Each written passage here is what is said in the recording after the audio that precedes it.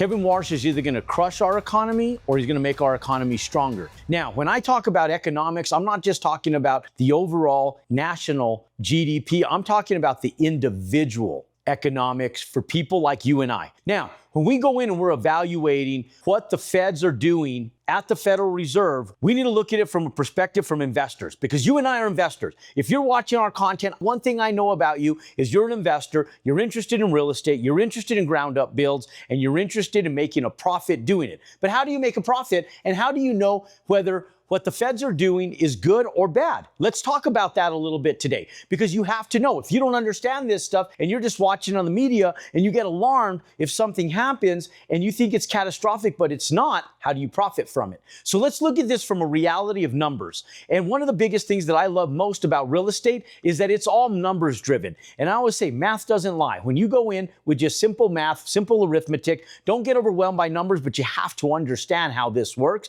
if you want to invest in real estate.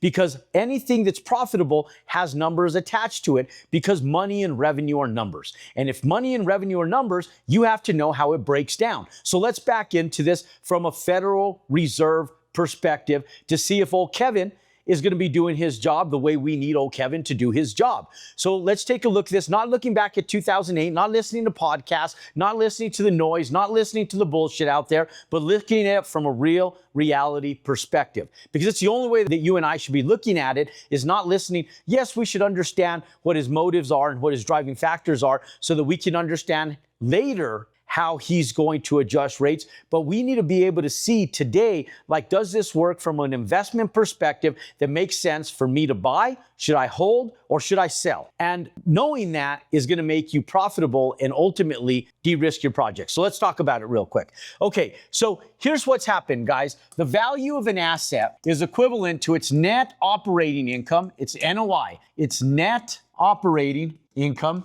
NOI, divided by its cap rate. The cap rate is its rate of return. So if you buy a piece of real estate, the percentage, the cap rate percentage, is the rate of return you're getting back on your money. So if you pay for an asset $2 million, $5 million, $20 million, the percentage that you make back in cash flow, revenue, after all expenses are paid, and you have a finite amount left, what is that a percentage? That percentage is your cap rate. And so one thing you have to understand is you cannot have a cap rate lower than the debt service of that asset. Because if you have a cap rate of only 4%, but you have a debt service of 6.5%, you can't pay a 6.5% debt service with 4.5% of revenue. So cap rates and interest rates have to, at the very least, run in parallel to each other. They have to be equal to each other, at the very least. Now, I like my cap rate to be equal to or greater than my debt service amount, because then I'm making larger percentages and larger revenue. But here's the difference, guys. When we go in, we want to see interest rates ultimately go down. And the reason why is because the value of our assets go up. Now, we don't need things to go back down to where they were back in 2020. Most people are mistaken. They say, I want 0% interest rates. I want them to go back down to 2 or 3%. Yeah, that'd be nice. But we know that the reality of the cost for capital is always going to be more than that. So at some point in time, the bubble has to burst. And when it bursts, who's on the other side of the back end of catastrophe? And today, it's everybody in the commercial real estate sector. You have to know that. And here's why. If we go in and we look at an apartment complex, let's just take an example of a 10-unit apartment complex, okay? Now let's look at this in 2020. Interest rates went down to sub 3%. So products started selling at sub 3% cap rates. So if interest rates went down to 3%, we know the product could sell for as low as a 3% cap rate. Now, let's say that we take this 10-unit apartment complex that's generating just shy of $200,000 a year. And after we pay property taxes, after we pay insurance, after we go out and pay all of our expenses to run that property, including repairs, maintenance, everything involved. Let's say that we have $108,000 left, $108,000, okay? Now, if we take this simple formula of value, the way the banks look at it, we take $108,000 divided by 0.03, that's going to be a valuation of $3.6 million value in 2020.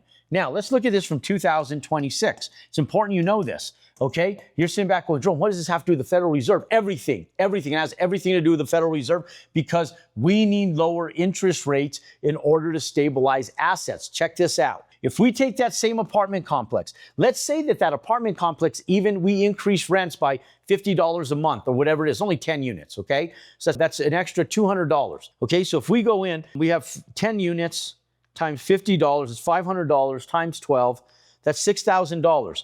So if we take an increase of $6,000, say everything else stays the same. We know the property taxes, all our expenses are going up. Let's just say they stay the same, nothing changes, okay? And we take that same $108,000, that's still gonna be $114,000 in NOI, okay? We increased our NOI, we increased our rents, and even though we increased our rents 6 years later, and we divide that, where are interest rates today? Well, interest rates today are sitting between 6 and 7%. And to cover the debt coverage, the banks want to know that the debt coverage ratio is covered. And so you need a cap rate of at least 6.25%, according to banks and institutions, to do so.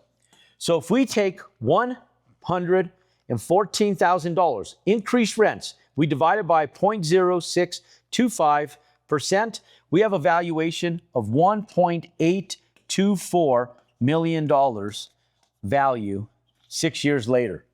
So we are about half the value of where we were 6 years later. The asset's only worth half of what it was with the increased rents. How do you refinance a $3.6 million property that was once worth that's now only worth 1.8? You can't. You can't go in and refinance it. You're screwed.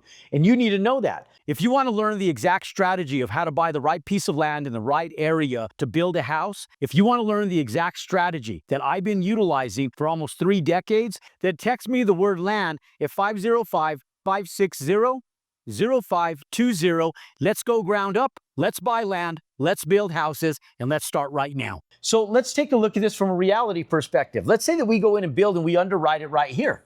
Okay, now let's say that today we build this right here and we go out and we buy something at a 6.25% cap rate because that's where the market really is. And let's say we build it underwriting at 6.25%. But let's say that old Fed chairman, old Kevin Warsh, goes in and says, hey guys, we're going to increase cap rates and they're going to go up a quarter basis point. So if we take that up to 6.5%, we take 114 divided by 0.065, okay? 6.5%. Now our value just went down to $1.75 million. So if he increases interest rates and they go up a 0.5%, quarter basis point, you know, we're going to go in, guys. If interest rates go up to 6.5%, this is what happened to the value of your asset. It's worth almost $500,000 less just with that one drop, guys. It's actually worth less than that.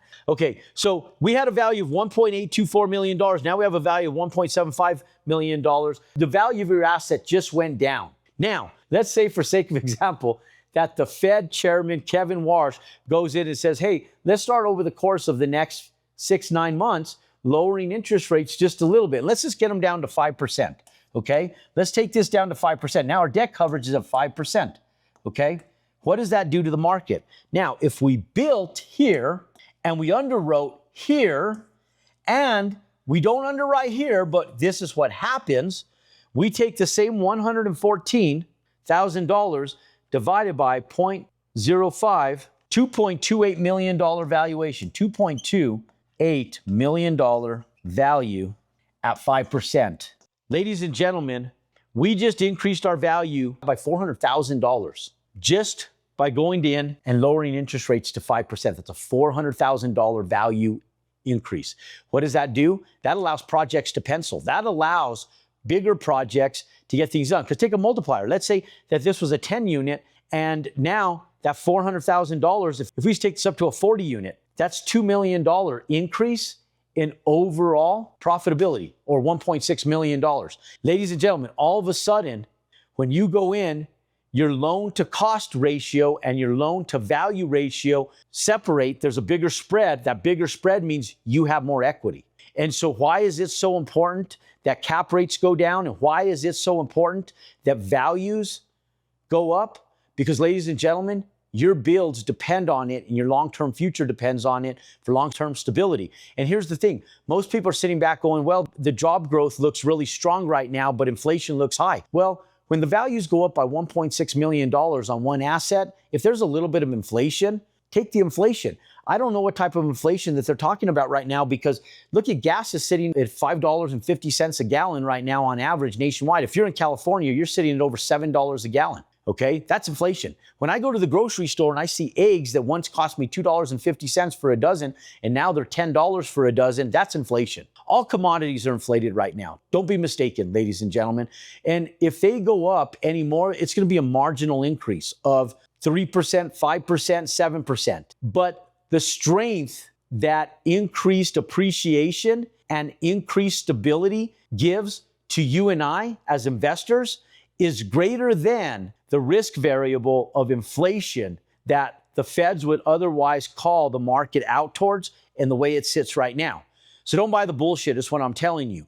Interest rates need and should go down. And I believe that Trump gets it. In fact, I know he gets it. And so I'm just hoping that Kevin Warsh goes in and understands that as well. Now, I know in a reality perspective he does, because he sat as governor of the Federal Reserve back from 2006 to 2011. He was one of the crucial members that took us through the 2008 recession. So he gets it. Now, this is a different beast right now. We're battling different economics, but the reality is that we're still battling economics. And if we can go in, my thought on the whole thing is lower interest rates. Don't take them stupid down to 3%. That's stupid.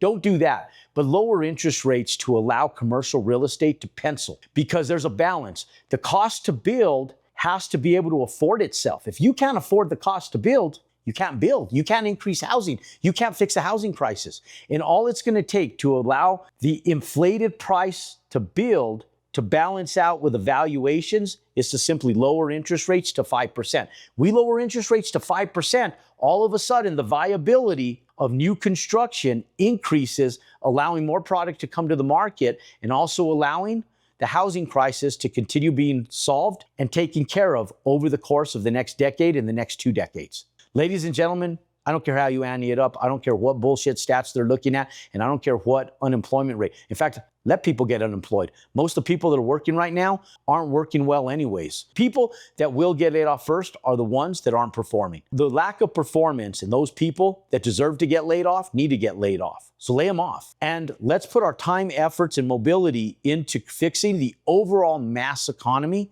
by simply lowering interest rates to increasing the number one valued asset in your life, and it's solid ground up real estate in both residential and commercial real estate. Ladies and gentlemen, when the value of your home goes up, it's your number one asset, and it's the number one asset driver in the United States. When single family homes get otherwise restricted from buying, it affects everybody economically. And who cares if things cost more? It sucks more when there's no economics at all and people just ain't buying things, because if people aren't buying homes, they're not buying couches and chairs. If they're not buying couches and chairs, they're also not buying blinds for their houses. They're also not doing landscaping, and they also have no product to maintain. So if they have no product to maintain, it's affecting all other industries downhill. From the automobile industry to the landscape industry, to the home maintenance industry, to the home improvement industry, to the garden and yard care industry. It affects all things economically. The number one economic driver in the United States is home ownership. Open up the reality for people to buy homes, and all other economics will take care of themselves hand in hand. Ladies and gentlemen, let's lower interest rates to 10%, and let's advocate so that the feds go in and recognize that the U.S. economy, in spite of inflation, it's already here. Inflation's already here. It's going to come, it's going to go. In spite of inflation, interest rates need to go down to about 5% to make things work. For more content just like this, and to understand the market, why we talk about what we talk about, why we advocate for what we talk about, and how we make common sense out of economics, click and subscribe to my YouTube channel and pound that thumbs up button. If you want to see me do more backflips and more entertainment for you, then comment down below what you want to see me do, and let's go out and let's compound your success, my success, and the success of our U.S. economy. Click and subscribe, and I'll see you next time.